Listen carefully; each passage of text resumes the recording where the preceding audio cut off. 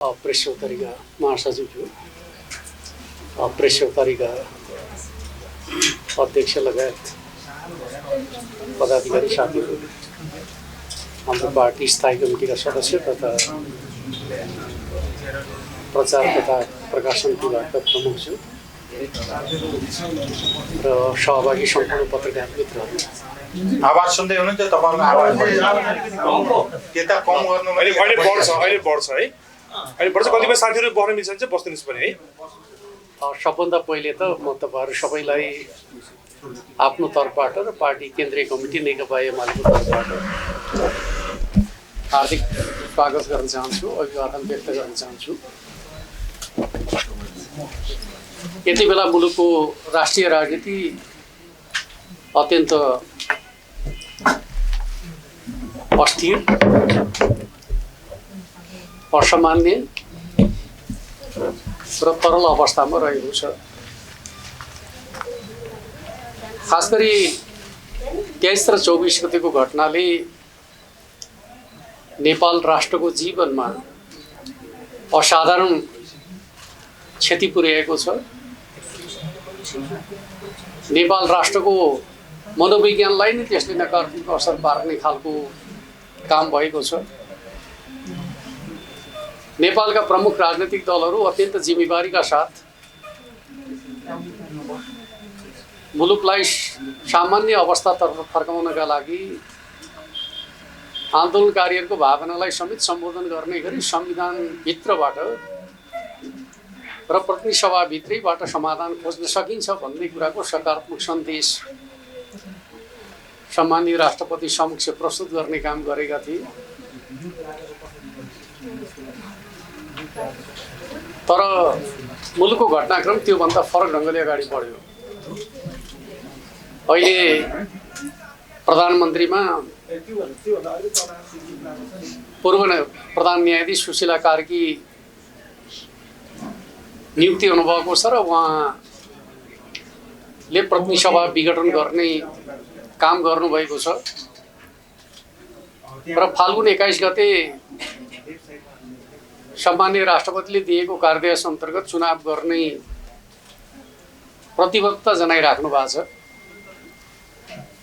यद्यपि यो अन्तरिम सरकार भएका कारणले 6 महिनाभित्र निर्वाचन गर्नुपर्ने उसको दायित्व रहेको छ र हामीले अहिलेका घटनाक्रमहरूलाई हामीले हाम्रो पार्टीका तर्फबाट कसरी हेरेका छौँ भन्ने सन्दर्भका बारेमा म तपाईहरुका बीचमा केही कुरा राख्न चाहन्छु। सबभन्दा पहिलो कुरा त हाम्रा नवयुवाहरूलाई जेनजीको नामाकरणमा जसरी सङ्गठित गर्ने प्रयत्न गरियो त्यो हाम्रो परम्परा होइन। पश्चिमा पुँजीवादीहरूले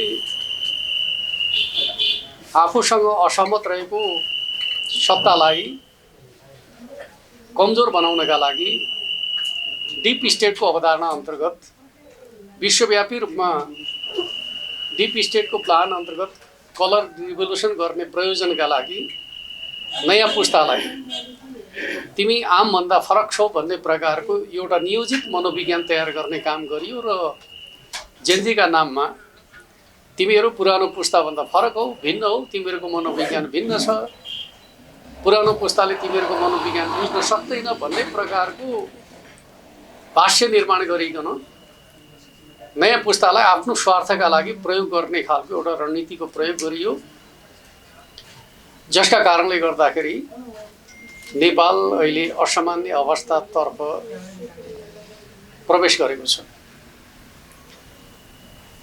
खास गरी जेनजीका नाममा नवयुवाहरूले अगाडि सारेका मागहरू कुनै अनुचित माग थिएन। मुलुकमा भ्रष्टाचार अन्त्य हुनुपर्दछ, सुशासन कायम हुनुपर्दछ र सामाजिक सञ्जालको सूचना प्रविधिको निर्वाध प्रयोग गर्न पाउनु पर्दछ भन्ने उनीहरूको माग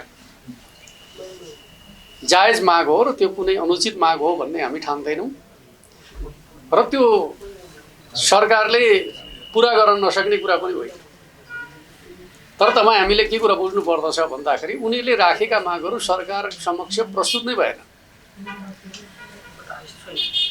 र कसले यो आन्दोलनको नेतृत्व गरिएको छ भन्ने कुरा पूर्ववर्ती सरकारलाई जानकारी समेत रहेन, किनकि माग प्रस्तावता पनि थिएन, त्यस अर्थमा जानकारी हुने विषय पनि भएन। र जब जानकारी नै छैन भने संवादको कुरा पनि भएन।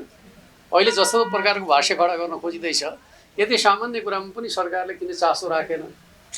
चासो राख्नका लागि त कसैले नेतृत्व गरेको देखिनु पर्यो, माग प्रस्तुत गरेको देखिनु पर्यो। माग प्रस्तुतै नगरिकन चाहिँ, नेतृत्व नै नदेखिकन राज्यले संवाद गर्ने भन्ने कुरा चाहिँ सम्भव पनि हुँदैन। र त्यसलाई अहिले जसरी चर्चा गर्न खोजिएको छ त्यो कुरा उचित थिएन भन्ने कुरालाई बुझ्नु पर्दछ। यो एक प्रकारले भन्ने हो भने माग पुरा गर्ने उद्देश्यले भन्दा पनि परिस्थितिलाई आफ्नो स्वार्थ अनुसार भड्काउने उद्देश्यका लागि नै अभियान चलाइएको थियो भन्ने कुरा पछिल्ला घटनाक्रमले पुष्टि भइसकेको छ भन्ने मलाई लाग्छ।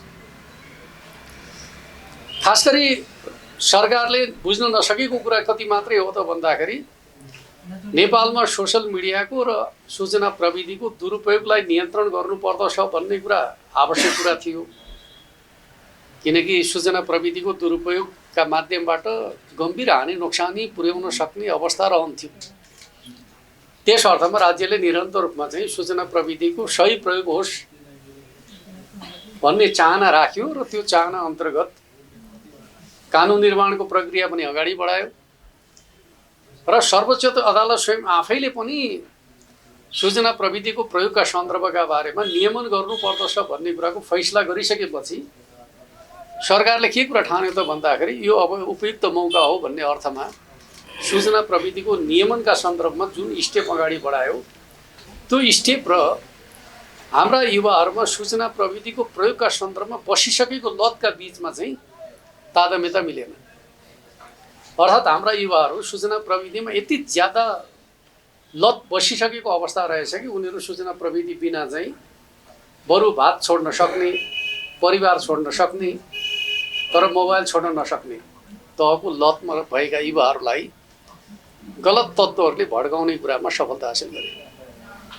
त्यस अर्थमा चाहिँ हामीले सरकारका तर्फबाट भएको कमी के हो त भन्दाखेरि हाम्रा युवाहरूको आसक्ति भनौँ सूचना प्रविधिको प्रतिको लगाव, आसक्ति, लत कुन तहमा छ भन्ने कुरा उसले बुझ्न नसक्दाखेरिको परिणामका रूपमा त्यसलाई गलत तत्त्वहरूले प्रयोग गर्ने मौका पाए भन्ने मलाई लाग्दछ। यद्यपि सरकारले सूचना प्रविधिलाई प्रवर्धन गर्नका लागि गरेका कामहरू ऐतिहासिक छन्। जस्तो कि नेपालका सन्दर्भमा कुराकानी गर्ने हो भने सूचना प्रविधिलाई प्रवर्धन गर्नका लागि पहिलो पटक सरकारले लगानी सम्बन्धी एउटा विशेष नीति लियो। त्यो नीति अन्तर्गत सूचना प्रविधिमा नेपाली युवाहरूलाई विदेशमा समेत लगानी गर्न पाउने छुट दियो, जबकि नेपालका सन्दर्भमा भन्दै भने नेपाली पुँजी अरू कुनै क्षेत्रमा चाहिँ विदेशमा लगानी गर्ने व्यवस्था नेपालमा छैन। तर सूचना प्रविधिको हकमा चाहिँ नेपाल सरकारले युवाहरूलाई लक्षित गरिकन विदेशमा समेत लगानी गर्न सक्ने खालको चाहिँ सकारात्मक नीति अवलम्बन गरेको कुरालाई हाम्रो युवा पुस्ताले ठिक ढङ्गले बुझ्न सकेन भन्ने मलाई लाग्दछ। वास्तवमा सरकार युवा मैत्री थियो, प्रविधि मैत्री थियो, त्यसलाई प्रोत्साहन गर्न चाहन्थ्यो, तर हाम्रा युवाहरूले त्यो नीतिको महत्त्वलाई सही ढङ्गले बुझ्न नसक्दाखेरि समस्या भयो भन्ने मलाई लाग्दछ। अर्कोतर्फ चाहिँ यही सरकार हो जसले युवाहरूलाई परियोजना आधारित स्टार्टअप परियोजनाका माध्यमबाट चाहिँ बिना धितो लगानी गर्न सक्ने कुराको सुनिश्चितता। त्यो कसका लागि त भन्दाखेरि पढे लेखेका युवाहरूका लागि अगाडि बढाउने खालको नीति अगाडि बढाउने पहिलो सरकार कुन हो त भन्दाखेरि तात्कालिक सरकारले हो, जसले स्टार्टअप परियोजनालाई अगाडि बढाएर युवाहरूलाई प्रोत्साहित गर्ने खालको काम पनि सुरुवात गरिसकेका थियो। त्यस अर्थमा जुन सरकार युवाहरूका पक्षमा युवा मैत्री सरकार छ त्यसप्रति युवाहरूले सकारात्मक दृष्टिकोण राख्न नसक्दाखेरि चाहिँ गलत तत्त्वले दुरुपयोग गर्ने मौका पाए भन्ने मलाई लाग्दछ। त्यस अर्थमा चाहिँ यसलाई दुई भागमा छुट्याएर हेर्नुपर्दछ भन्ने म ठान्दछु। एउटा जेनजीका नाममा युवाहरूले अगाडि सारेका भावना र मागहरू जसप्रति हाम्रो पार्टी सकारात्मक छ त्यसलाई सकारात्मक रूपमा ग्रहण गर्नुपर्दछ। सूचना प्रविधिसँग युवाहरूलाई जोड्ने कुरा सकारात्मक छ, तर सूचना प्रविधिका माध्यमबाट युवाहरूलाई गलत बाटोमा लैजाने जुन प्रकारको सुनियोजित प्रयत्न भइरहेको छ त्यसबाट युवा पङ्क्ति सचेत हुनुपर्दछ। खास गरी पछिल्लो समयमा सूचना प्रविधि आधारित गेमिङ प्रोग्राम र लागु औषधलाई जोडेर चाहिँ जुन प्रकारले युवाहरूलाई विकृतितर्फ लैजाने प्रयत्न भएको छ यो चाहिँ अत्यन्त घातक छ, हानिकारक छ र त्यसमा को संलग्न छन् भन्ने कुरा पछिल्ला समयमा चाहिँ अनुसन्धानका क्रममा बाहिर आइसकेका छन्। मैले तपाईँहरूका बिचमा बताउनै पर्दैन। सूचना प्रविधि र लागु औषधलाई जोडेर युवाहरूलाई दिशाहीन बनाउने खालको खेल नेपाली समाजमा निकै लामो समयदेखि चलेको रहेछ र त्यसका असरहरू नेपाली समाजमा गहिरो गरी परेका छन्। त्यसबाट नेपाली समाजलाई कसरी मुक्त गर्ने भन्ने कुरा चाहिँ जिम्मेवार नेपाली समाजको कर्तव्य हो भन्ने म ठान्दछु। यस्तो प्रकारको काम के कारणले हुने गर्दछ भन्दाखेरि पहिले पुँजीवादी साम्राज्यवादीहरूले आफ्नो साम्राज्य विस्तारका लागि चाहिँ यस प्रकारको लागु औषधको प्रसार गर्ने गरेको हामी पाउने गर्दछौँ। चीनमा उनीहरूले नियन्त्रण गर्नु पूर्व चाहिँ अफिम युद्धका नाममा चाहिँ अफिमको प्रसार गरेको कुरा तपाईँ हामी सबैलाई थाहा छ। त्यस अर्थमा कसरी चाहिँ लागु औषधमा युवाहरूलाई लत बसाल्ने गरिन्छ भन्ने कुराको दृष्टान्त चाहिँ चीनको अफिम युद्धबाट पनि हामी बुझ्ने गर्दछौँ। नेपालका सन्दर्भमा चाहिँ खास गरी गेमिङ प्रोग्राम र त्यस पछाडि चाहिँ यो लागु औषधलाई एक ठाउँमा मिसाएर चाहिँ युवाहरूलाई समाजबाट कटाउने खालको जुन प्रकारको एउटा नियोजित खेल समाजमा भयो त्यो चिजलाई राज्यले समयमा बुझ्न नसक्ने कुरा चाहिँ हाम्रो समाजका सन्दर्भमा एउटा गम्भीर समस्या भयो भन्ने मलाई लाग्दछ। अर्कोतर्फ चाहिँ 23 र 24 गतिको घटनामा जेनजीका जायज मागहरू र उनीहरूको आन्दोलन चाहिँ शान्तिपूर्ण रहने भन्ने कुराको प्रतिबद्धता विपरीत जुन प्रकारका घटनाहरू घटे ती घटनाहरूलाई विश्लेषण गर्दाखेरि चाहिँ त्यो चाहिँ अब एक प्रकारले भन्ने हाम्रा नवयुवाहरूले त्यस प्रकारको काम गर्दछन् भनेर हामी कल्पना पनि गर्न सक्दैनौँ। एउटा अध्ययनशील विवेकशील नवयुवाहरूले एक प्रकारले शान्तिपूर्ण आन्दोलनलाई हिंसात्मक बनाउने खालको कुरा, राज्यको सुरक्षा अङ्गलाई चाहिँ तहस नहस बनाउने कुरा, राज्यको प्रतिष्ठाका केन्द्रहरूमा चाहिँ तोडफोड आगजनी र लुटपाट गर्ने कुरा, यस प्रकारको काम चाहिँ नव पुस्ताले गर्न सक्छ कि सक्दैन। उनीहरूको आन्दोलनको विषय थियो कि थिएन भन्ने गुणबाट हेर्ने हो भने उनीहरूको आन्दोलनको विषय थिएन र उनीहरूले त्यस्तो काम गर्न सक्दैनन् भन्ने हामी ठान्दछौँ। त्यस अर्थमा जसले त्यो काम गरे तिनीहरू चाहिँ राष्ट्रका अपराधीहरू हुन् भन्ने कुरा बुझ्नुपर्दछ। जसले त्यो काममा चाहिँ सुनियोजित ढङ्गले युवाहरूलाई परिचालित गर्ने योजना बनाए तिनीहरूको पहिचान गरेर कारबाही गर्नुपर्दछ भन्ने हाम्रो पार्टीको मान्यता रहेको कुरा म तपाईँहरूका बिचमा राख्न चाहन्छु।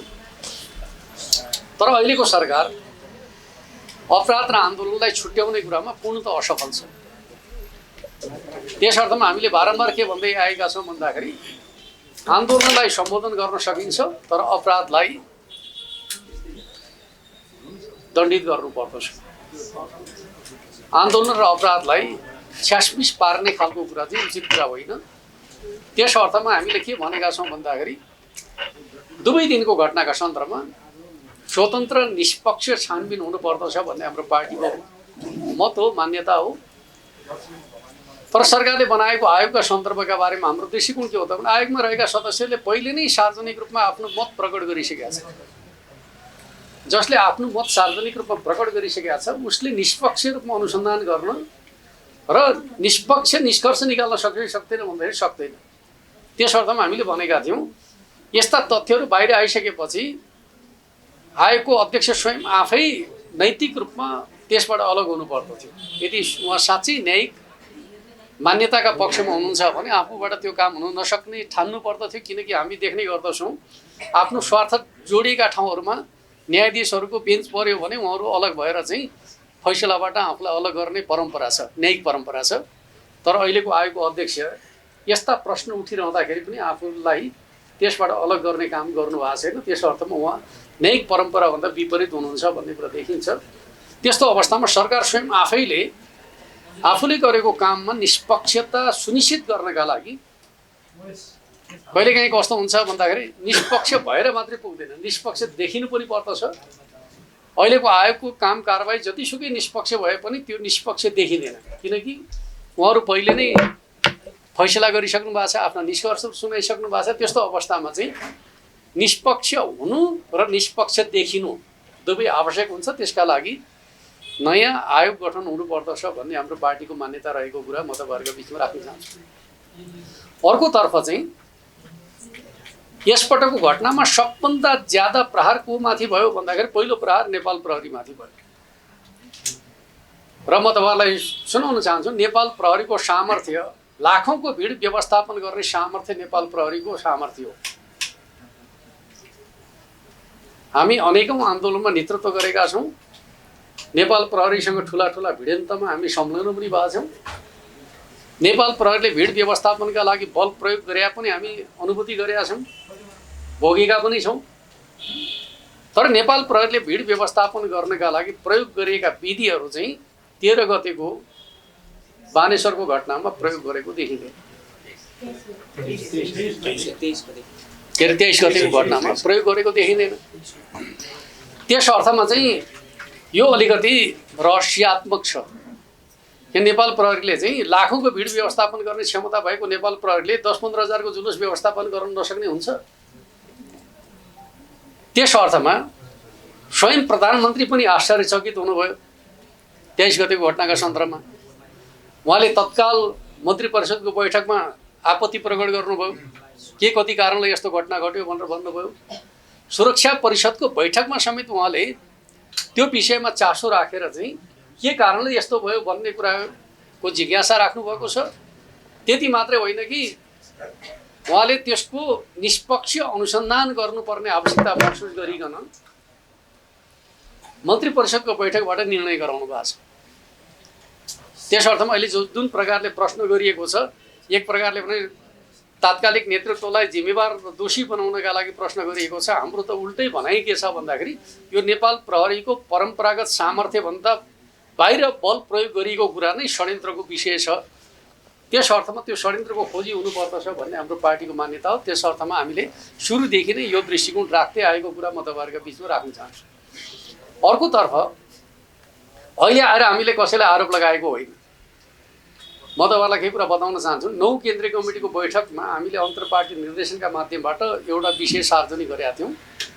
नेकपा एमाले र त्यसको नेतृत्वका विरुद्धमा नेपालमा 4 प्रकारका शक्तिहरू सङ्गठित रूपमा लागिरहेका छन्, त्यसको सामना गर्नुपर्दछ भनेर हामीले भनेका थियौँ। ती 4 प्रकारका शक्तिहरू को हुन् भनेर भन्दाखेरि पहिलो शक्ति बाह्य शक्ति, दोस्रो शक्ति स्वाभाविक रूपमा चाहिँ राष्ट्र संस्था पुनर्स्थापनाको अभियानमा जुटेका नेकपा एमालेको नेतृत्वको सरकारका कारणले असफल भएका उनीहरू नेकपा एमाले त्यसको नेतृत्व विरुद्ध केन्द्रित छन् भन्ने हाम्रो निष्कर्ष थियो।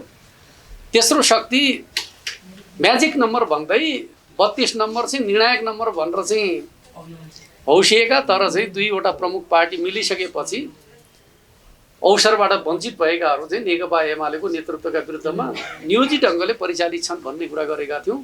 र चौथो शक्तिका रूपमा कथित स्वतन्त्र पार्टी र स्वतन्त्रका नाममा सामाजिक अराजकताका वाहक बनिरहेकाहरू नै नेकपा एमाले र त्यसको नेतृत्वका विरुद्धमा छन्। किनकि पपुलिजम समस्याको समाधान होइन भनेर वैचारिक रूपमा प्रतिवाद गर्ने पार्टीका रूपमा नेकपा एमाले भएका कारणले उनीहरू नेकपा एमाले र त्यसको नेतृत्वका विरुद्ध लक्षित छन् भन्ने कुरा गरेका थियौँ। र मलाई लाग्छ जेनजी युवाका नाममा सञ्चालित आन्दोलनमा प्रोभोकेसन गर्ने र त्यसलाई हिंसात्मक र ध्वंसात्मक रूप दिने कुरामा तिनै 4 शक्तिहरूको प्रयोग भएको हामीले महसुस गरेका छौँ। त्यस अर्थमा चाहिँ कतिपयले भन्ने गर्नुहुन्छ होइन बाहिरबाट मान्छे आएको होइन, देशभित्रकै मान्छे हुन्। देशभित्रका मान्छे यी 4 प्रवृत्तिका मान्छेहरू त्यसमा संलग्न भए।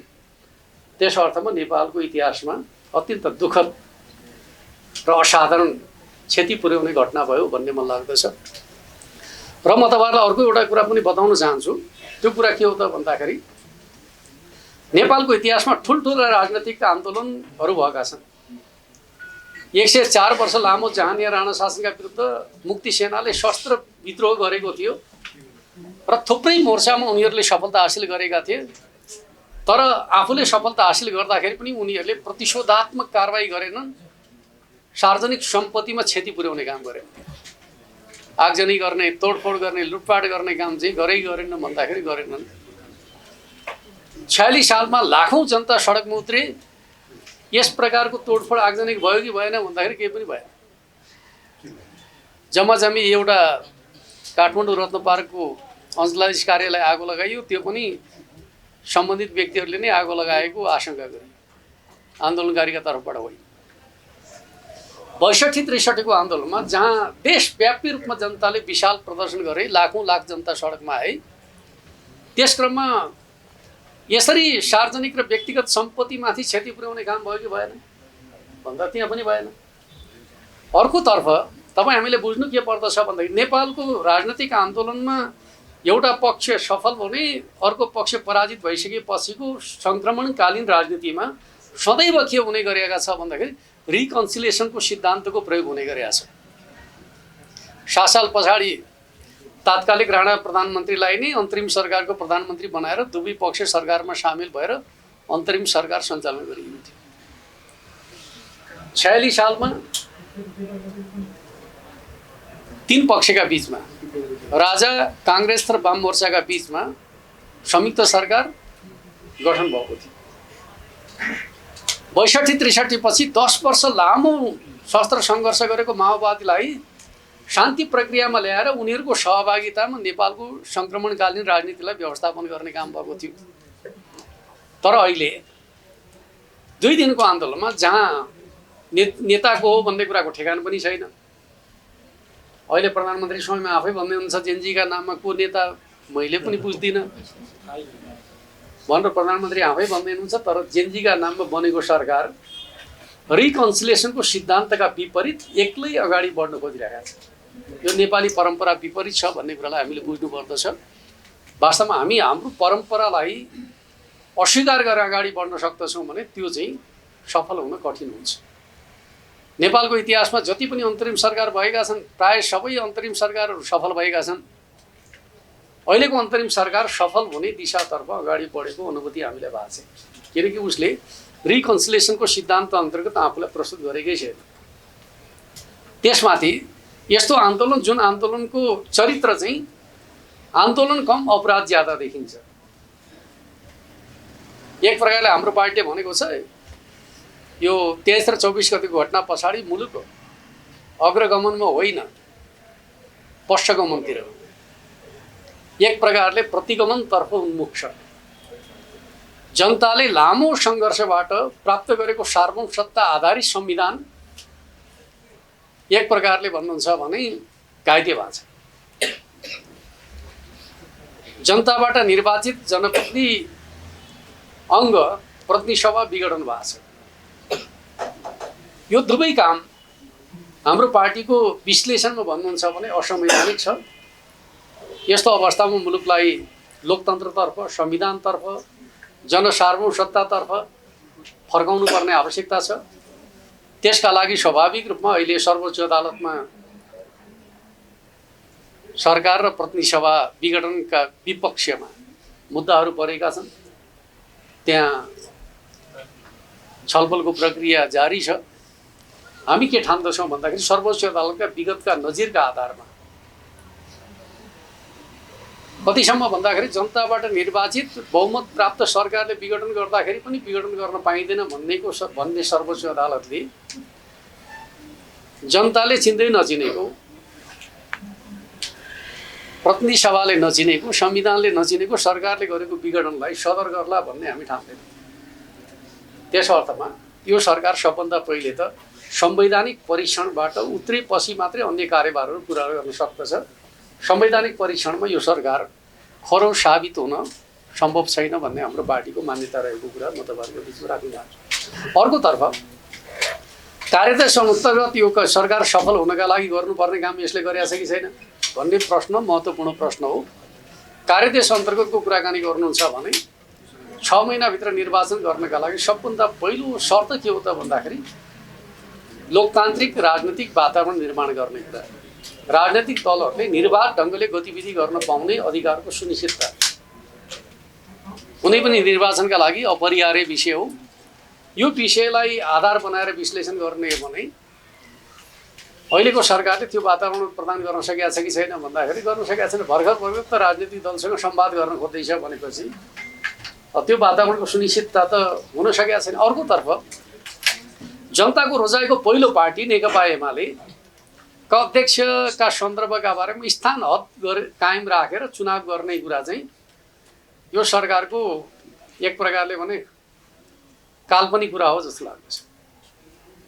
प्रमुख पार्टीलाई स्थान हद, प्रमुख पार्टीको नेतृत्वलाई स्थान हद गर्ने, त्यसपछि चुनावको कुरा गर्ने, यो चाहिँ चुनाव गर्ने बाटो होइन भन्ने हाम्रो बुझाइ हो।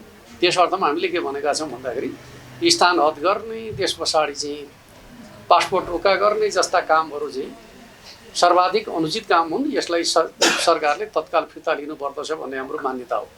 जसै म तपाईँलाई बताउन चाहन्छु, नेपालको इतिहासमा विभिन्न कालखण्डहरूमा राज्यले बल प्रयोग गर्दा क्षतिहरू भएका छन्।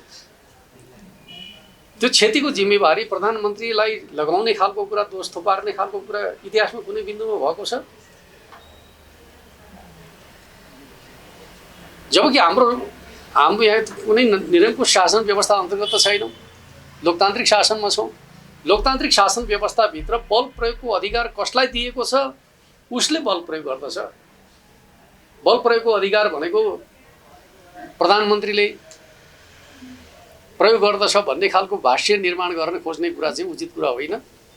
त्यो सम्बन्धित सुरक्षा अधिकारीले आफ्नो आवश्यकताका आधारमा बल प्रयोग गर्दछ। राज्यका तर्फबाट बल प्रयोगमा कुनै प्रकारको कन्स्पिरेसी छ भने दण्डित गर्नुपर्दछ। तर शान्ति सुरक्षाको प्रयोजनका लागि बल प्रयोग गरेको छ भने त्यसलाई अपराध ठान्ने कुरा चाहिँ राज्यको हकमा उचित हुँदैन। त्यस अर्थमा यसलाई छुट्याउनु पर्दछ। कन्स्पिरेसीको सिद्धान्तअन्तर्गत अनुचित बल प्रयोग गरिएको छ भने जसले प्रयोग गरेको अनुसन्धान गरेर आवश्यक कारबाही गर्नुपर्दछ। तर राज्यले सुरक्षा दिनुपर्ने कामका लागि बल प्रयोगका सन्दर्भका बारेमा दण्डित गर्ने परम्परा भयो भने राज्य कहिले पनि बलियो हुन सक्दैन र कमजोर राज्यले नागरिकलाई कहिले सुरक्षित बनाउन सक्दैन। आज समाजमा जुन प्रकारको असुरक्षा भय र अराजकता छ, यो स्वाभाविक रूपमा नेपाल प्रहरीको मनोबल खस्कदाको परिणाम हो भन्ने कुरालाई बुझ्नुपर्दछ। यो हिसाबले हामी स्पष्ट हुनुपर्दछ भन्ने मलाई लाग्दछ। त्यसपछि दोस्रो पक्ष, नेपाल प्रहरीको मनोबल उच्च नभइकन निर्वाचनको वातावरण बन्न सक्दैन। आज सबभन्दा ज्यादा डिमोरलाइज कोही भएको छ भने नेपाल प्रहरी भएको छ। सार्वजनिक रूपमा नेपाल प्रहरीका जवानहरूलाई कुटी कुटी हत्या गरिएको छ, नाङ्गे झार बनाइएको छ, उनीहरूका लत्ता कपडाहरू खोल्न लगाई लखेट्ने खालको काम भएको छ, हतियार लुटिएको छ, गोलीगट्ठा लुटिएको छ। त्यो चिजलाई समाधान नगरिकन सुरक्षाको प्रत्याभूति हुन सक्दैन। त्यस अर्थमा पहिलो कुरा त राज्यमाथि नियोजित ढङ्गले हमला गर्ने तत्त्वहरूलाई कारबाही नगरिकन राज्य बलियो हुन सक्यो हुँदैन भन्दाखेरि बलियो हुन सक्दैन। राज्य बलियो नभइकन लोकतन्त्रलाई स्थापित गर्न सक्छ कि सक्दैन भन्दै सक्दैन। त्यस अर्थमा अहिलेको सरकारले सबभन्दा पहिलो प्राथमिक काम भनेको नेपाल प्रहरीको मनोबल उच्च बनाउने, लुटिएका हतियारहरू फिर्ता लिने र त्यस प्रकारको अपराधमा संलग्नहरूलाई दण्डित गर्ने कुराबाट नै शान्ति सुरक्षाको प्रत्याभूति हुन सक्दछ। बाहिर छन् र उनीहरूले दिनौँ जस्तो कुनै न कुनै प्रकारको घटना घटाइराखेका छन् र ती अपराधसँग जोडिएका पीडित पक्षहरू चाहिँ भयभीत भइरहेको अवस्थामा शान्ति सुरक्षाको अवस्था चाहिँ अत्यन्त नाजुक बनेको छ। यो पक्षलाई सरकारले गम्भीरतापूर्वक लिनुपर्दछ भन्ने हाम्रो मान्यता छ र हामी नेपालका प्रमुख राजनैतिक दलहरू मिलेर अहिलेको सङ्कटको समाधान गर्नुपर्दछ भन्ने मान्यताका पक्षमा छौँ। नेपाली काङ्ग्रेस बैठकबाट बाहिर निक्लन सकेको छैन। जति बेला ऊ बैठकबाट बाहिर निक्लनै छ, हामी नेपाली काङ्ग्रेससँग संवाद गरिकन एउटा साझा दृष्टिकोण बनाउनेछौँ। त्यसपछि मुलुकलाई संविधानतर्फ फर्काउने कुरामा, लोकतन्त्रतर्फ फर्काउने कुरामा हामी पहल कदमी लिनेछौँ भन्ने कुरा म राख्न चाहन्छु।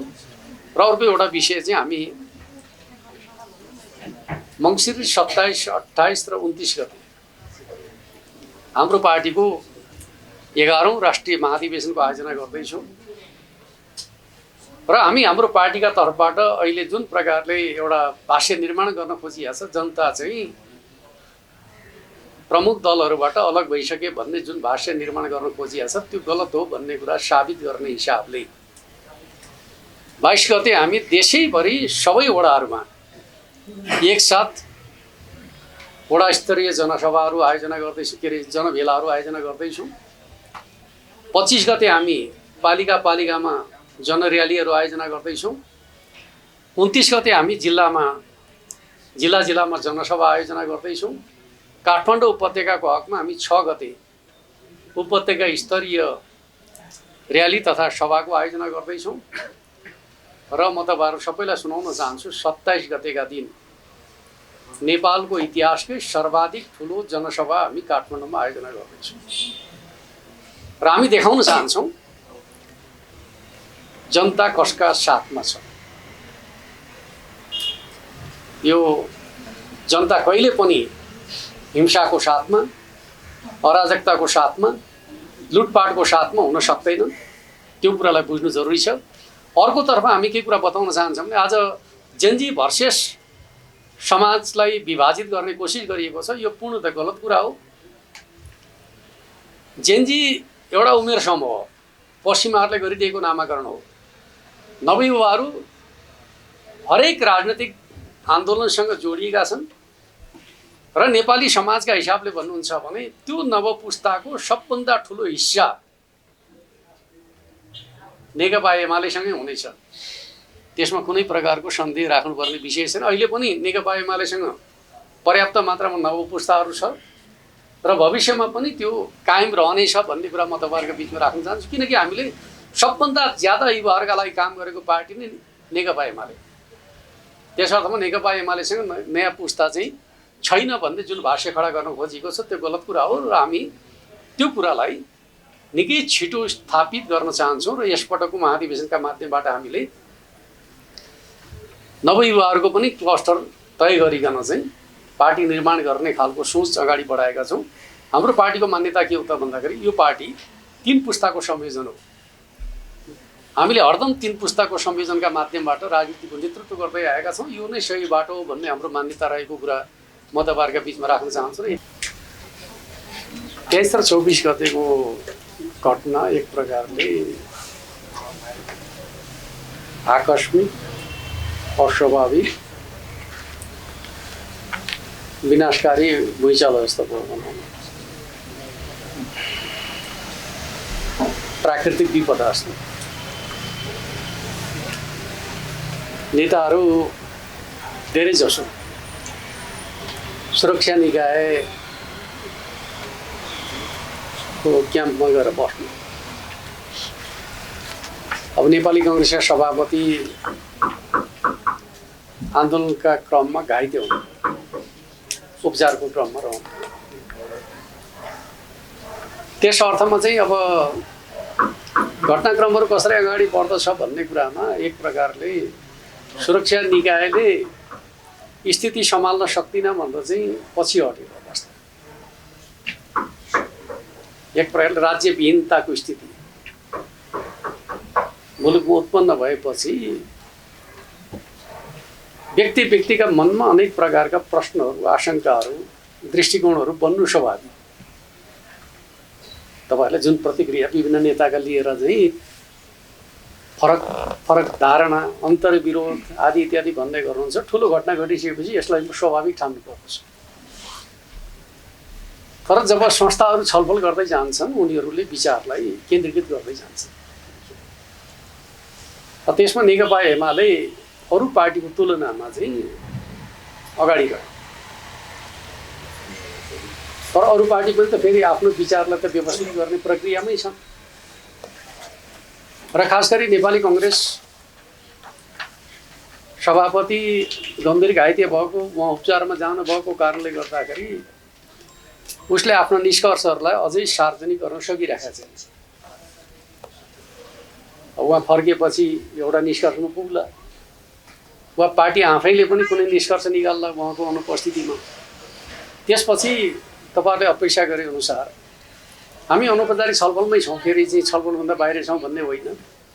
राजनीतिक दलहरूका बिचमा छलफल चलिरहेको छ अनौपचारिक रूपमा।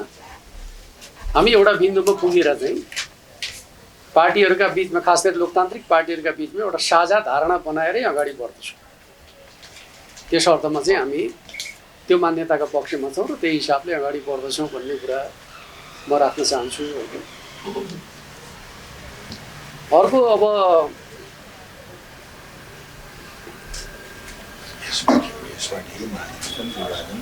नेकपा एमाले अब अरूले हालेको मुद्दाको प्रतीक्षा गरेर बसिया छ, किन आफै मुद्दा हालेन भन्ने खालको कुरा उठाउनु भएको छ। राजनैतिक पार्टीले राजनैतिक दृष्टिकोण निर्माण गर्छ। त्यो दृष्टिकोण कसका माध्यमबाट कार्यान्वयन गर्ने भन्ने कुरा तपसिलको कुरा हो। आवश्यकता पर्यो भने संस्थागत हिसाबले पनि जान सकिन्छ, अन्यथा दृष्टिकोण निर्माण गरिसकेपछि कुनै न कुनै माध्यमबाट त्यो विषयलाई प्रवेश गराउन सकिन्छ भन्ने पार्टीको मान्यता हो। र अहिले संसदमा यी विषय के अरे सर्वोच्च अदालतमा यी विषयहरू प्रवेश गरिसकेका परिप्रेक्ष्यमा त्यसका लागि अनुकूल वातावरण तयार गर्ने कुरा नै मुख्य कुरा हो भन्ने हामीले ठानेका छौँ। यद्यपि राजनीतिक दलहरूले किन गरेन भन्ने कुरा होइन। प्रतिनिधि सभा विघटन भइसकेपछि प्रमुख दलहरूका प्रमुख सचेतकहरूले संयुक्त विज्ञप्ति जारी गरिकन चाहिँ प्रतिनिधि सभा विघटन असंवैधानिक छ र पुनर्स्थापना हुनुपर्दछ भनेर संयुक्त विज्ञप्ति जारी गरिसकेका छन्। त्यस अर्थमा त्यो नै राजनैतिक दृष्टिकोण हो भन्ने म ठान्दछु। त्यस अर्थमा चाहिँ अब यो विषयमा के भन्ने खालको कुराका सन्दर्भमा मैले तपाईँहरूलाई यति नै बताएँ। अर्कोतर्फ चाहिँ अब चुनावका सन्दर्भमा मैले अघि त्यत्रो व्याख्या गरेँ। म तपाईँहरूलाई के भन्छु भन्दाखेरि चुनाव हुन्छ भन्ने विश्वास त हुनु पर्यो नि त पहिले। जुन कुरामा विश्वासै छैन त्यसमा चाहिँ अब सामेल हुने भन्ने कुरा गर्दै हिँड्नु चाहिँ एक खालको मजाको कुरा हो जस्तो लाग्छ।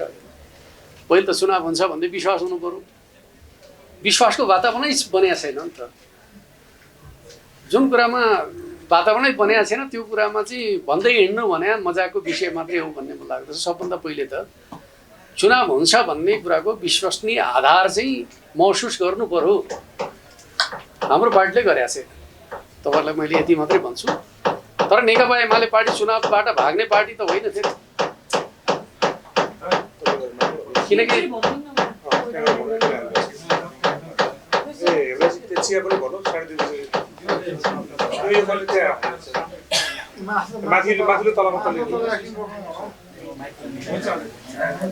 जनताको रोजाइको पहिलो पार्टी जनमतबाट चाहिँ अलग हुने भन्ने त कल्पनै गर्न सकिँदैन। तर नहुने चुनावमा हामी भाग लिन्छौँ भन्दै हिँड्ने कुरा केटाकेटीपन हुन्छ जस्तो लाग्छ होइन। त्यस अर्थमा चाहिँ किनकि पहिलो कुरा चुनाव गराउने सरकार नै संवैधानिक परीक्षणबाट गुज्रनुपर्ने अवस्था छ। पहिलो कुरा त त्यही कुरा के हुन्छ भन्ने कुराको ठेगान त छैन नि त। केही समय पछाडि सर्वोच्चको फैसला के आउने हो त्यसले बाटो तय गर्ने बेला छ। दोस्रो कुरा चाहिँ शान्ति सुरक्षाको अवस्था नै सुनिश्चित छैन। आम जनता चुनावमा सहभागी हुन सक्ने वातावरण छ कि छैन, राजनीतिक दल चुनावमा सामेल हुने वातावरण छ कि छैन भन्ने कोणबाट हेर्दाखेरि चाहिँ अहिले यो सरकार चाहिँ चुनावको बाटोतिर हिँडिया छ भन्ने देखिँदैन। चुनावको बाटोतिर हिँडिया सरकार भएको भए राजदूत फिर्ता गर्ने कुरा यतिसम्म कि अब विदेशमा रहेका नेपालीहरूलाई मतदानको अधिकार प्रदान गर्ने भन्ने विषयमा छलफल गर्ने कुरा यो 6 महिनाभित्र सम्भव छ र? त्यसका लागि त सम्बन्धित देशसँग चाहिँ छलफल नगरिकन मतदानको अधिकार सुनिश्चित गर्न सकिन्छ र? जबकि हाम्रा नेपालीहरू ती मुलुकहरूमा छन् जहाँ लोकतन्त्र नै अभ्यासमा नरहेका मुलुकहरूमा हाम्रा नेपालीहरूको सङ्ख्या सबभन्दा धेरै छ। त्यहाँ चाहिँ मतदान केन्द्र राखेर चाहिँ चुनाव गराइदिन्छन् भन्ने कुराको विश्वास गर्ने कुरा भन्दाखेरि यो चुनाव गराउने पार्टीले यस्तो प्रकारको बहस गर्छ जस्तो लाग्दैन। कसरी चुनाव गराउन सकिन्छ भन्ने कुरामा केन्द्रित हुनुपर्ने हो नि त। चुनाव टार्ने योजना अन्तर्गतका बहस हुन् कि जस्तो देखिन्छ होइन। त्यस अर्थमा यो धेरैभन्दा धेरै नेपालीहरूले चुनावमा भाग लिन पाए हुन्थ्यो भन्ने हाम्रो पार्टीको पनि मान्यता छ। तर व्यावहारिक छ कि छैन भन्ने कोणबाट हेर्दाखेरि यो 6 महिनाभित्र यो काम हुन सक्छ कि सक्दैन भन्ने कोणबाट हेर्ने हो भने हाम्रा नेपालीहरू कहाँ कहाँ छन् भन्ने कोणबाट पनि हेर्नु पर्यो। ती मुलुकहरूले चाहिँ चुनावका लागि चाहिँ अनुमति दिन्छ नि दिँदैन भन्ने कोणबाट हेर्नु पर्यो। जुन मुलुकमा लोकतान्त्रिक प्रतिस्पर्धा नै हुँदैन ती मुलुकहरूले लोकतान्त्रिक प्रतिस्पर्धा हुने चुनावका लागि चाहिँ सहजीकरण गरिदिन्छन्। यति सामान्य कुरा त सोच्नु पर्ने हो नि त सरकारले, होइन र? जे पनि भनिदिने नहुने कुरा पनि गरिदिने ताकि त्यसले चाहिँ असहज वातावरण पैदा होस् भन्ने खालको मनसाय त सरकारको होइन। अविश्वास पैदा होस्। त्यस अर्थमा हामीले के कुरा बुझ्नुपर्दछ भन्दाखेरि सरकार कुन हिसाबले अगाडि बढेको छ भन्ने कुरालाई बुझ्नुपर्दछ भन्ने मलाई लाग्दछ। अर्को जहाँसम्म चाहिँ अब माओवादी, एकीकृत समाजवादी आदि इत्यादि पार्टीहरू चाहिँ एक हुन थाले भन्ने खालको कुरा मलाई त खुसी नै लाग्दछ। किनकि म नेपालमा धेरै राजनीतिक दलहरू होइन, बलिया राजनीतिक दल चाहिन्छ भन्ने मान्यताको मान्छे। तर एजेन्डाविहीन र उद्देश्यहीनहरू जति धेरै जुटे पनि तागत निर्माण हुँदैन। तागतको निर्माण उद्देश्यले हुन्छ, एजेन्डाले हुन्छ। त्यो धेरै पार्टी मिल्यौँ भनेर चाहिँ उद्देश्यमा स्पष्टता, एजेन्डामा स्पष्टता त हुँदैन त। त्यस अर्थमा चाहिँ विचारमा एकरूपता हुन्छ भने अलग अलग बस्नुको अर्थ छैन। विचारमा एकरूपता नभएकाहरू एक ठाउँ बस्नु भनेको आन्दोलन समाप्त पार्नु। अब के हुन्छ भन्ने कुरो त भविष्यको कुरा हो, अहिले मैले किन निष्कर्ष सुनाउनु। तर मुख्य प्रश्न के हो भन्दाखेरि विचार र नेतृत्वका प्रश्नमा जब एकरूपता कायम हुँदैन त्यो आन्दोलन अगाडि बढ्न सक्दैन। यो कुरा चाहिँ स्पष्टै छ भन्ने मलाई लाग्छ। जहाँसम्म चाहिँ अब नेकपा एमालेबाट अलग भएका साथीहरूका सन्दर्भका बारेमा हामीले केन्द्रीय कमिटीको बैठकबाटै निर्णय गरेका छौँ। आफ्नै घर फर्कनु, आफ्नो घर फर्किनका लागि चाहिँ कुनै एकता गरिरहनु पर्दैन। घरका सन्तानहरू कोही बाहिर गएपछि घर आउँछु भन्दाखेरि चाहिँ अनुमति लिनुपर्छ, अनुमति लिनु पर्दैन। आउनुहोस्, आफ्नो योग्यता र क्षमताका आधारमा पार्टीले तपाईँहरूलाई यथोचित जिम्मेवारी प्रदान गर्दछ। तर शर्त एउटै छ, नीति र नेतृत्वका प्रश्नमा चाहिँ सहमति भएर आउनुहोस्। त्यसमा बहस विवाद गर्नका लागि आउने कुरामा पार्टीको सहमति हुन सक्दैन। ती दुईटा प्रश्नमा सहमत हुने जो कोही पनि का लागि चाहिँ नेकपा एमालेको ढुङ्गा सधैँको खुला छ। हामी स्वागत गर्न तयारै छौँ। किनकि हामी आफै नेकपा एमालेलाई निर्णायक राष्ट्रिय शक्ति बनाउने भनेर हिँडेका छौँ। अहिले जति छौँ त्योभन्दा धेरै बनाउनु पर्यो नि त होइन। त्योभन्दा धेरै बनाउनका लागि असल मान्छेहरू पार्टीमा जोडिनु पर्यो। यो हाम्रो पार्टीको मान्यता हो। त्यस अर्थमा चाहिँ अब समाजवादीमा रहनुभएका साथीहरू फर्कन चाहनुहुन्छ भने नेकपा एमालेको ढोका खुलै छ। अन्य पार्टीमा रहेका इमान्दार साथीहरूका लागि पनि नेकपा एमालेको ढोका खुलै छ। शर्त एउटै छ, जनताको बहुदलीय जनवादलाई उहाँहरूले आत्मसात गर्नुपर्छ। त्यसमा कुनै कम्प्रोमाइज हुँदैन। अर्को, पूर्व राष्ट्रपतिका सन्दर्भमा हामीले एउटा निर्णय गर्यौँ 9 केन्द्रीय कमिटीको बैठकबाट। वास्तवमा हाम्रो त्यो निर्णय कति सुविचारित थियो भन्ने कुरा अहिले पुष्टि भयो। हाम्रो जस्तो समाजमा, सङ्क्रमणकालीन समाजमा, राजतन्त्रबाट गणतन्त्र आएको अवस्थामा राष्ट्रको साझा व्यक्तित्वको आवश्यकता पर्ने गर्दछ स्थायित्वका लागि। पार्टी नेतृत्वले मात्रै समाजलाई जोड्दैन। दलीय राजनीतिमा पार्टीहरूका बिचमा प्रतिस्पर्धा हुने गर्दछ, तर समाजलाई जोड्ने गणतन्त्रको सिम्बोलका रूपमा पदीय जिम्मेवारीमा रहेका व्यक्ति मात्रै होइन, पदभन्दा बाहिर रहेका साझा व्यक्तित्वहरूको आवश्यकता पर्दछ। त्यस अर्थमा पूर्व राष्ट्रपतिहरू राष्ट्रको साझा अभिभावकको भूमिकामा रहिदिनु पर्दछ भन्ने पार्टीको मान्यता हो। त्यो कुरा अहिले पनि पार्टीको औपचारिक निर्णय यही नै हो। हामीले पूर्व राष्ट्रपति आदरणीय विद्या भण्डारीज्यूलाई केही अनुरोध गरेका छौँ, तर उहाँको चाहना त्योभन्दा फरक छ भन्ने खालको कुरा आइरहेको परिप्रेक्ष्यमा पार्टी अध्यक्ष स्वयं आफैले छलफल गरेर या त उहाँले पार्टीलाई कन्भिन्स गर्नु होला या पार्टीले उहाँलाई कन्भिन्स गर्ला। किन पार्टीको एउटा दृष्टिकोण त बनेकै छ। त्यो दृष्टिकोणमा कन्भिन्स हुनुभयो भने उहाँ साझा व्यक्तित्वका रूपमा पार्टीका लागि सदैव आदरणीय व्यक्तित्वका रूपमा रहनुभएको छ। त्यही सम्मानका साथ हामीले उहाँलाई भूमिकामा राख्नेछौँ। होइन उहाँ राजनीतिमा सक्रिय हुने चाहना राख्नुभयो भने के गर्ने भन्ने कुरा पार्टीको विषय हो। अहिले हामी त्यस विषयमा कुनै निष्कर्षमा पुगेका छैनौँ र उहाँसँग हाम्रो अपेक्षाहरू चाहिँ केन्द्रीय कमिटीका तर्फबाट हामीले साझा राष्ट्रिय व्यक्तित्वका रूपमा तपाईँले भूमिका खेलिदिनुपर्छ भन्ने दृष्टिकोण नै पार्टी दृष्टिकोण हो भन्ने कुरा म राख्न चाहन्छु। अर्कोतर्फ चाहिँ अब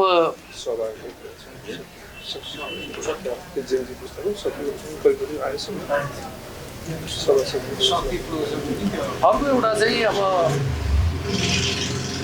नयाँ पुस्ताका सन्दर्भमा मैले अब पहिले पनि तपाईँहरूका बिचमा धेरै कुरा गरिसकेका छौँ। हाम्रो नयाँ पुस्ताले के बुझ्नुपर्छ भन्दाखेरि एउटै पुस्ता समाजको नेतृत्वकर्ता हो भन्ने दृष्टिकोण राख्नु हुँदैन। कहिलेकाहीँ हाम्रा नव युवाहरू चाहिँ सोसल मिडियामा वा चाहिँ आम सञ्चार माध्यममा आएर बोले सुन्दाखेरि चाहिँ सङ्गति मिल्या देखिँदैन। म तपाईँलाई एउटा उदाहरण दिन चाहन्छु, सबभन्दा सठिक उदाहरण। 46 सालको आन्दोलनमा सबभन्दा प्रभावशाली पार्टी कुन थियो भन्दा नेकपा माले थियो। त्यसको नेता हुनुहुन्थ्यो मदन भण्डारी। तर उहाँले के महसुस गर्नुभयो भन्दाखेरि साँच्चै यो प्रतिस्पर्धाको राजनीतिमा पार्टीलाई बलियो बनाउने हो भने नयाँ पुस्ताको पार्टीले मात्रै समाजलाई जोड्न सक्दैन भन्ने निष्कर्ष निकालेर तात्कालिक रूपमा पुरानो पुस्ताका नेताहरू रहेको पार्टी नेकपा मार्क्सवादी, जसको नेतृत्व मनमोहन र साहनाहरूले गर्नुहुन्थ्यो, त्यो पार्टीसँग एकता गरिकन नेकपा एमाले बनाएको दृष्टान्तबाट पनि हाम्रो युवाहरूले शिक्षा लिनुपर्दछ। त्यस अर्थमा राजनीति भनेको एउटा पुस्ताको विषय होइन। मैले त बारम्बार भन्ने गर्दछु, राजनीति भनेको हाम्रो समाज 4 पुस्ताको हो, राजनीति 3 पुस्ताको संयोजन। जब हामी एउटा पुस्ताबाट अर्को पुस्तालाई अलग गर्न थाल्दछौँ, समाजमा कन्फ्लिक्ट, द्वन्द्व पैदा हुन्छ। त्यो द्वन्द्व पैदा गर्ने बाटोमा हामी कोही लाग्नु हुँदैन भन्ने कुरा राख्न चाहन्छु। अर्को नेकपा एमाले चाहिँ अब शक्ति प्रदर्शनमा संलग्न भयो भन्ने खालको चाहिँ कुरा गर्नुभएको छ। शक्ति प्रदर्शन त हामी 27 गते गर्छौँ। त्योभन्दा पहिले वार्म अप जस्तो हो। हामी हाम्रो सिङ्गो कार्यकर्ता पङ्क्तिलाई चाहिँ पार्टी नीतिबाट चाहिँ एक प्रकारले परिचालित गर्दछौँ, एउटा लयमा हिँडाउने कोसिस गर्दछौँ। त्यो 22 गतेबाट सुरु हुन्छ, 6 गते काठमाडौँ उपत्यकामा आएर चाहिँ टुङ्गिन्छ। अब अहिले खास गरी नेकपा समाजवादीका साथीहरू लामो समयदेखि पार्टीसँग छलफलमै हुनुहुन्छ। तर के हुन्छ भन्दाखेरि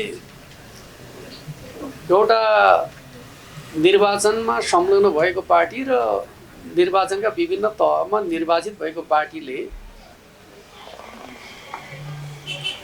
अर्को कुनै पार्टीसँग जोडिने कुरामा वैधानिक रूपमा केही जटिलताहरू हुन्छन्। निर्वाचित जनप्रतिनिधिहरूको पदीय हैसियत कायम हुन सक्ने अवस्था कसरी बनाउन सकिन्छ भन्ने विषयमा हामीले ध्यान दिनुपर्ने भएका कारणले गर्दाखेरि केही अलमल भएको हो।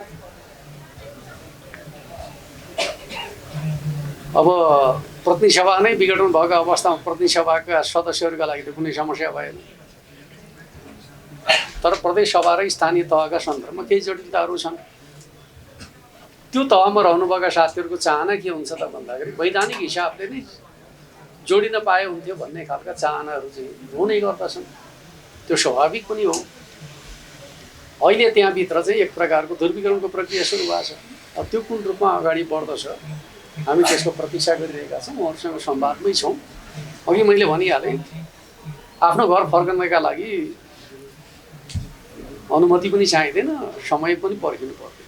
एउटा लास्ट 11औं महाधिवेशन आउँदैछ। लगभग एमाले केन्द्रीय कमिटी र सचिवालयको 2/3 जस्तो अधिवेशन भने चाहिँ इच्छा लाग्नेले प्रतिस्पर्धा गर्न पाउने ठाउँ हो। हामी लोकतन्त्रमा विश्वास गर्दछौँ। कसैले म चाहिँ योग्य छु, सक्षम छु, कार्यकर्ताका बिचमा परीक्षणमा जान चाहन्छु भन्यो भने त पाउँछ नि त। त्यसर्थमा ढोका बन्द छैन। जो कोही पनि प्रतिस्पर्धा गर्न सक्नुहुन्छ, कार्यकर्ताको विश्वास जितेर नेता बन्न पनि सक्नुहुन्छ। त्यो ठाउँ सबैका लागि खुला छ। अहिले बिचैमै अध्यक्ष बदल्ने कुराका सन्दर्भमा हाम्रो आपत्ति थियो, जसलाई केन्द्रीय कमिटीले चाहिँ एक प्रकारले भन्दै भने अहिले नेतृत्वमाथि प्रहार भएका बेला नेतृत्वको बहस गर्ने कुरा उचित होइन भन्ने कुराको दृष्टिकोण बनायो। पार्टीको मूल भावना के हो भन्ने कुरा केन्द्रीय कमिटीको बैठकबाट प्रकट भएकै छ। तर जहाँसम्म महाधिवेशनको कुरा हो, महाधिवेशन चाहिँ लोकतान्त्रिक एउटा थलो हो। हर कोहीले आफ्नो आकाङ्क्षा अन्तर्गत प्रतिस्पर्धा गर्ने हक राख्दछ। तर म के ठान्दछु भन्दाखेरि आम कार्यकर्ताको भावना के छ भन्ने कुरा सबैले बुझ्नुहुन्छ भन्ने म ठान्दछु। त्यस्तो अवस्थामा चाहिँ अब सकेसम्म सहमति होस् भन्ने त नेतृत्वको चाहना त हुन्छ नै। तर कसैले प्रतिस्पर्धा गर्छु भने पाउँछ पाउँदैन पाउँछ।